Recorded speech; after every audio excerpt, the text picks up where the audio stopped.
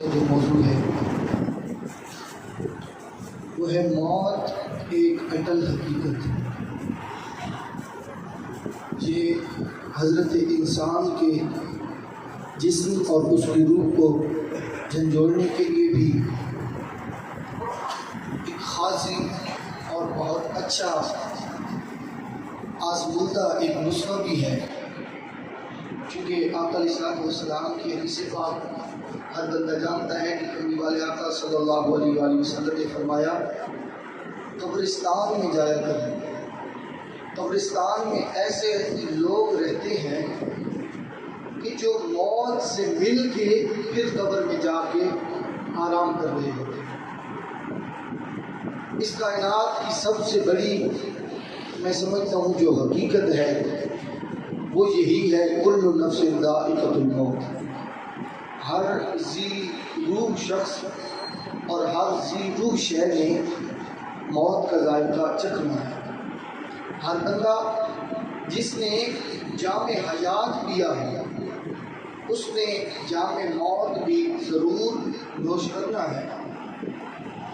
اور قرآن کریم کے اندر اگر دیکھا جائے تو لفظ موت کو اجل کے نام سے یاد کیا گیا ہے. موت کے لفظ کو قرآن کے اندر اجل کے نام سے یاد کیا گیا ہے. اور اجل کے معنی ہے کسی چیز کا مقرر وقت جو کسی قیمت پر نہ ٹلے. اللہ تعالیٰ نے ارشاد فرمایا سورہ بقرہ کے اندر کہ جب تم کسی مقرر مدت کی ادائیگی کا قرض کا لین دین کرو تو اسے لکھ لو.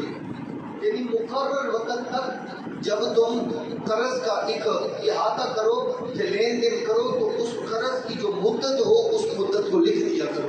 یعنی مقرر جو وقت ہوتا ہے اللہ رب العزت نے قرض کے اس مقرر وقت کو اجل کے نام سے یاد فرمایا. تو سمجھانا یہ تھا کہ اجل جو ہے یہ ایسی چیز ہے جو ایک مقرر وقت پہ آئے اور اسے کوئی چیز نہ ٹال سکے، اسے اجل میں. جس طرح موت کے بارے میں اللہ رب العزت نے قرآن میں فرمایا وَلَن يُؤَخِّرَ اللَّهُ نَفْسًا إِذَا جَاءَ أَجَلُهَا. اور جب اللہ کی طرف سے اللہ مؤخر نہیں کرتا کسی نفس سے بھی موت کو جب وہ آ جاتا. اسی طرح اللہ نے ایک اور موقع پہ فرمایا اِذَا جَاءَ أَجَلُهُمْ کہ جب اجل آ جانا ہے یعنی وقت مقرر آ جانا ہے، جب موت نے آ جانا ہے. اِذَا جَاءَ أَجَلُهُمْ جب ہر بندے پر مقرر وقت آ جانا ہے تو پھر لا يَسْتَأْخِرُونَ سَاعَةً وَلَا يَسْتَقْدِمُونَ. تو جب وہ مقرر وقت آ جائے گا اس سے نہ کچھ لمحے پہلے ہو سکتا ہے نہ کچھ لمحے لیٹ ہو سکتا ہے. یعنی جو مقرر وقت رب نے لکھ دیا ہے نا اس سے مراد موت ہے. کہ جب موت کو رب نے لکھ دیا ہے وہ نہ پہلے آ سکتی ہے اور نہ اس کے بعد میں آ سکتی ہے. اور موت ہے کیا چیز؟ آپ علیہ السلام نے بھی اس بارے میں اشارہ فرمایا.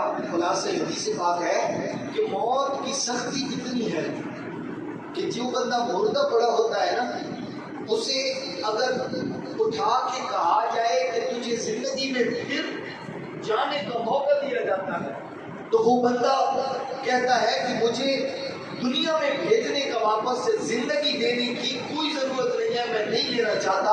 تو اسے جب پوچھا جائے نا کہ دنیا کی عیش و عشرت اور دنیا کی رعنائیاں روشنائیاں تو کیوں نہیں لینا چاہتا ہے تو وہ کہتا ہے کہ مجھے پتا ہے جب زندہ ہوگا تو پھر مجھے مرنا پڑے گا اور جو موت کی تکلیف ہے وہ میں برداشت کر چکا ہوں، لہٰذا دوبارہ میں اب موت کا ذائقہ نہیں چکھنا چاہتا.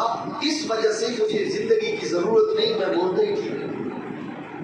اگر مردے کو یہ اس کے سامنے سے ایک چوائس رکھی جائے کہ تو اگر زندہ ہونا چاہے تو تجھے زندگی دی جاتی ہے تو وہ دوبارہ زندگی نہیں لینا چاہے گا کیونکہ وہ سمجھتا ہے، وہ کہتا ہے کہ میں ایک دفعہ موت کی تکلیف اور موت کا ذائقہ چکھ چکا ہوں تو مجھے اب ضرورت نہیں ہے. اور پھر حضرت عیسیٰ علیہ السلام کا بھی یہ واقعہ ہے کہ آپ مردوں کو زندہ کیا کرتے تھے. تو ایک مردے کو آپ نے زندہ کیا تو ان سے جب گفتگو کی تو ان سے پوچھا کہ تیرا کیا حال ہے. تو میں یہ خلاصہ آپ کے سامنے رکھ رہا ہوں. اس مردے نے کہا کہ مجھے کئی ہزاروں سال گزر چکے ہیں فوت ہوئی لیکن اب بھی میں سکرات موت کو محسوس کرتا ہوں. موت کے وقت تکلیف مجھے ہوئی تھی اسے میں اب بھی محسوس کر رہا ہوں۔ اور پھر دیکھیے موت ایک ایسی حقیقت ہے کہ جس سے کوئی کائنات کا کوئی ایسا زیرو شخص یا کائنات کا کوئی ایسا زیرو جاندار بھاگ نہیں سکتا۔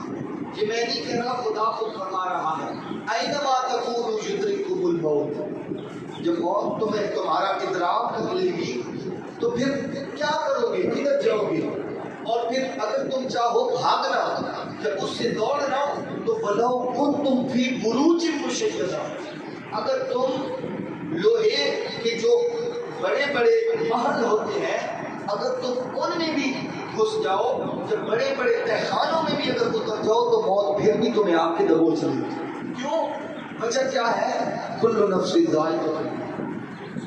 جب وہ مقرر رب نے کر دیا ہے کہ وقت، تو اس سے نہ لمحہ پہلے ہو سکتا ہے اور نہ لمحہ آخر میں ہو سکتا ہے۔ اسی طرح ایک اور بھی مسائل ہیں، یہ انسان کی جو موت ہے یہ تو فقط ہم دنیا دار کے لیے ہے نا، ویسے تو حقیقت تو اس کی کچھ اور ہے، جس کی وہ حضرت علامہ اقبال ہمیں ایک سبق دے گئے ہیں کہ موت کو سمجھے ہیں غافل اختتام زندگی، موت کو سمجھے ہیں غافل اختتام زندگی ہے یہ شام زندگی صبح دوام زندگی۔ یہ شام زندگی ہے، ایک شام زندگی کی ہو رہی ہے اور اگلی دوام کی جو زندگی ہے اس کی صبح ہو رہی ہے۔ اصل زندگی جو ہے اس کی تو یہ صبح ہونے جا رہی ہے، حقیقت میں دراصل تو یہ صبح ہونے جا رہی ہے۔ اور پھر جو اللہ کے برگزیدہ بندے ہوتے ہیں، اللہ کے نیک بندے ہوتے ہیں، آقا علیہ السلام نے فرمایا نا کہ یہ جو موت ہے یہ مومن کے لیے نعمت ہے، موت کیا مومن کے لیے نعمت ہے۔ وجہ کیا ہے کہ یہی موت ہے جو یار کو یار سے ملا دیتی ہے، یہی موت ہے جو بندے کو اپنے خدا سے ملا دیتی ہے، یہی موت ہے۔ وہ حضرت ابو ہریرہ رضی اللہ تعالیٰ عنہ، آپ کے بارے میں یہ بڑا مشہور قول ہے، آپ کے بارے میں یہ بڑا مشہور قول ہے کہ آپ نے جب وقت آخر آتا ہے نا تو آپ تیاری کرنے لگتے، سونے کپڑے، خوشبو، اپنے آپ کو صاف ستھرا کر کے خوبصورتی، تزئین و آرائش کرنے لگتے ہیں۔ تو آپ سے کسی نے پوچھا حضرت جی آپ کا وقت موت ہے اور آپ یہ بننے ٹھنڈے اور سنورنے میں لگے ہوئے ہیں، تو آپ نے فرمایا کہ آپ تو دیکھ رہے ہو نا کہ میری زندگی ختم ہو رہی ہے، لیکن میرے ذہن میں یہ بات مجھے خوشی دے رہی ہے کہ جب مجھے موت آ جائے گی تو موت کے بعد مجھے قبر میں کملی والے آقا کا دیدار نصیب ہے۔ یہ شام زندگی صبح دوام زندگی۔ موت کو غافل سمجھے ہے اختتام زندگی۔ غافل جو لوگ ہیں وہ اس زندگی کو، اس موت کو اختتام زندگی سمجھتے ہیں، لیکن عاشق لوگ جو ہیں وہ اسے دوام زندگی سمجھتے ہیں۔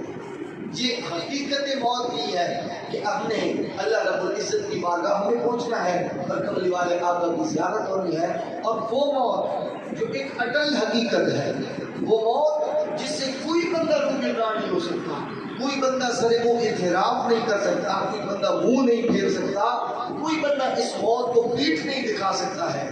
دعا کیا کریں اور ہم سب کی یہ التجا ہونی چاہیے اللہ کے حضور، اور دعا ہونی چاہیے اور خواہش ہونی چاہیے کہ میرے مالک کریم ہم سب کو اس موت کے لیے بھی تیار ہونے کی توفیق عطا فرما اور اس موت کی تیاری کرنے کی توفیق عطا فرما۔